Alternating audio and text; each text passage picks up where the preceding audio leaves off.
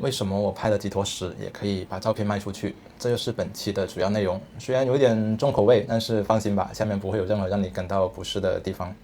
几年前我回到乡村老家的时候，我看到路上有几坨牛粪。那么作为一名徒步摄影师，怎么可以错过这个画面呢？于是我马上就拿出相机，对着几坨牛粪，从远景到近景，从横屏比例到竖屏比例，从路人远远的看着我，到故意跟我保持着3米的社交距离从我旁边经过。这一个系列的照片呢，在几年期间陆续被卖出。我打开图库后台大概看了一下，在 Adobe Stock 大约就挣了100多美金，虽然不多，但是作为份来说，我已经觉得说能够带来如此的收益，我已经很满足了。何况这只是其中的一个图库数据。之前我不是也提到说，我刚结束了一段8年的恋情嘛？那么在前几个月恢复的时间里，我都是没有工作的，都是拿着图库的收益去继续过生活。当然这几头牛粪也发挥了，我觉得它也在其中有出一份力，所以呢，我要感谢这几头牛粪。很多朋友肯定觉得不解，凭什么可以卖得出去，自己拍的一些风光大片却没有人问津？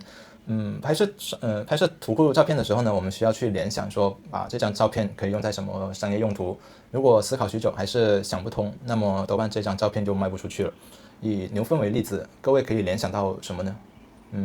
畜牧业，环保、可持续、碳循环，书籍、教育、户外。然后大家再去做个对比，拍牛粪的人多还是拍日落的人多？很明显，前者更少是吧？这不就意味着买家看到我们的机会会更大吗？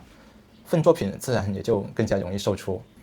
我感觉大部分对徒步摄影有一个误解，我拍的风景那么的漂亮，我拍的鸟类是多么的灵动，我拍的日落又是多么的震撼。不是说这些照片一张都卖不出去，只是说它卖出去的难度跟你拍这些照片的难度会比较高，比较不容易，然后收获的反而会比那一些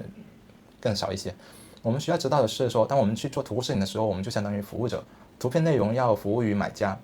买家可能会想要用来投放广告，博主想要用来填充内容，机构可能会想要用来建立自己的企业宣传，出版社想要买来当配图等等。那么这一些大部分的买家，他们所寻找的大几率可能不是说艺术，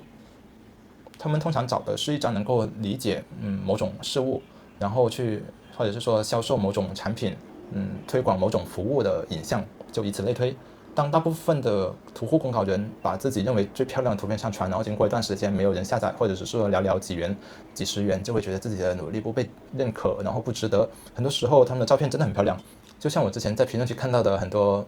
各位拍的照片也很漂亮，就我说我会帮忙点评嘛，看能不能过审，有没有商业价值。大家拍的大部分都很漂亮的，但很多时候就是没办法去商业化，没有商业属性，